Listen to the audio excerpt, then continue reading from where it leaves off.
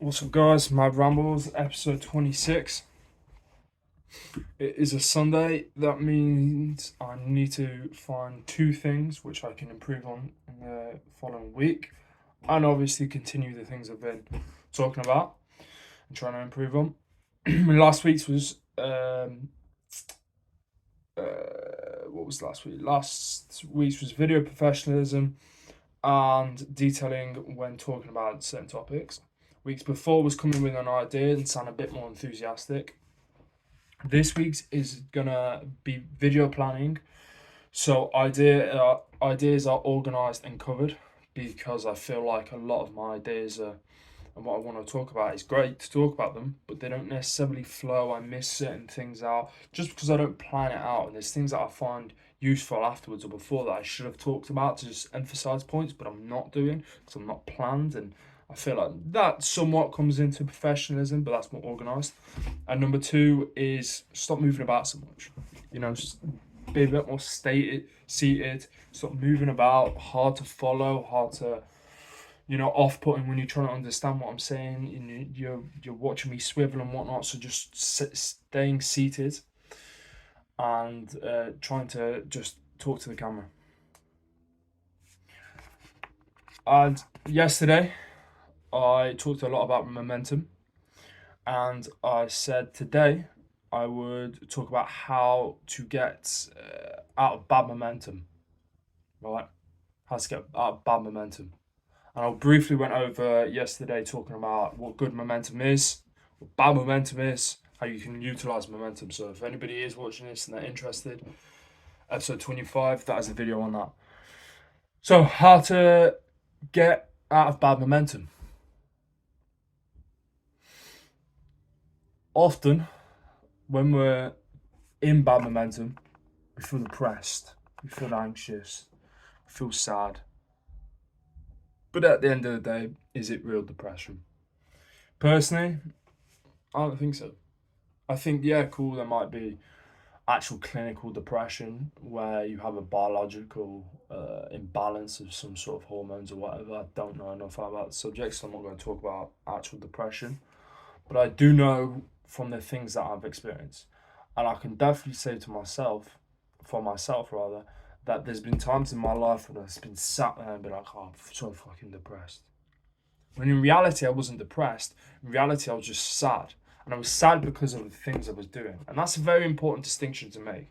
Because I think truly, if you are depressed and you aren't working out, you aren't eating right, you aren't trying to improve your mind through that, through reading, meditating, breathwork, cold showers, you haven't tried to make more money in whatever thing you're doing, express yourself in whichever way that you enjoy the most, right? If you're not doing that day in and day out, and you are still depressed, then alright, cool. Then you maybe have a problem.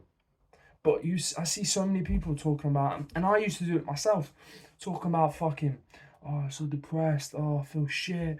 Oh, I hate my life. Well, yeah, rightly fucking so. Life was shit, but it was shit because of what I did, and that's taking accountability. And there's so many people out there don't take accountability for their actions and their life. You know, the questions you ask depict the life you live, and the life you live is a depiction of what you have done previously. So if you don't like your life now, then the things you have done previously are causing it. And that's step number one. You need to analyze, all right, cool. I feel depressed, I feel shit. Probably not real depression, probably just me being fucking sad. And it's probably sad because my life is shit, right? So what have I done leading up to this point? All right, cool. I have watched porn. I've fucking played video games all the time. I've not really made any money. I've barely been out. I've been drinking alcohol, whatever you do, right, substance wise. You know, of course your life's gonna be shit. You haven't applied yourself in the right areas, worthwhile areas. And you always hear people talk about respect. Oh, you should respect people, and for this, that, and the other reason. Yeah, that's another topic for another day. But I think, how can you have other people respect you if you don't respect yourself? And the first part to moving on from being depressed is analysing what you've done. Once you've analysed what you've done, you can think about what you want to do. And if you have no clue what you want to do, think about what's right. What's right? What will actually make me respect myself, right? Because then when you can respect yourself, of course other people are going to respect you. If you don't believe in yourself, why would anybody else? So you need to respect yourself. You need to be in a place in life where you can respect yourself fully.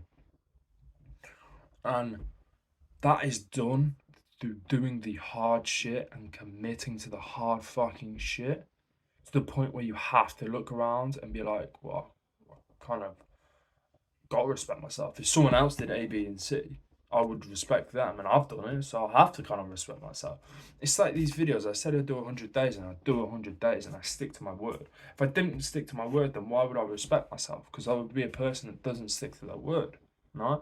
But if I do 100 days and do what I said I was going to do, then you have to respect yourself because you've put in the time and the consistency. You have done what a consistent person does, not just fucking talked about it, which is what Alex Hormozy always says.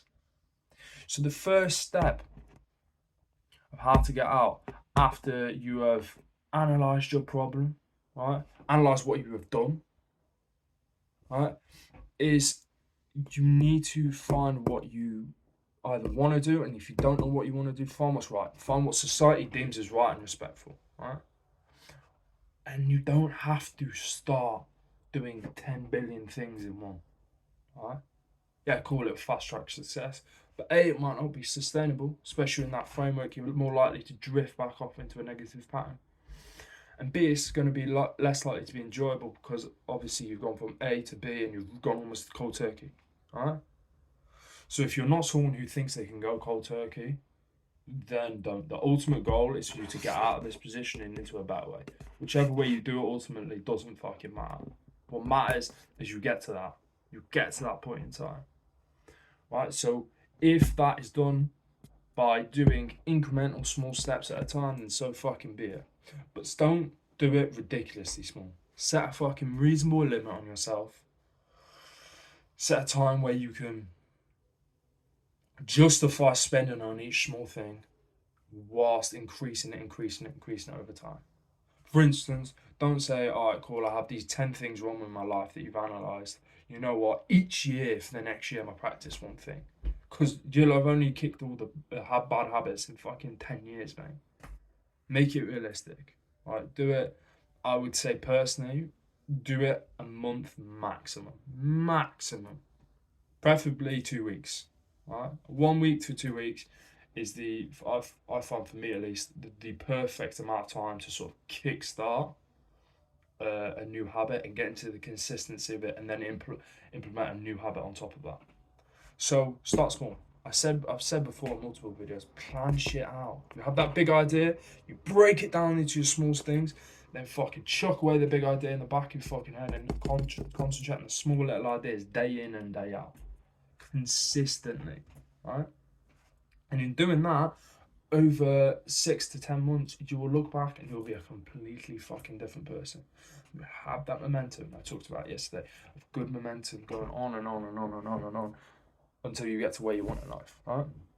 So pick, for instance, if you say you're going to make money, say, how do you want to make money? You want 9 to 5 or do you want to be free? All right, cool, you want to be free, as most people do, right? So you want to be free and you want to have actual a decent amount of money, right? Okay, cool. So how are you going to do that? You're going to do that online? Well, have you got money?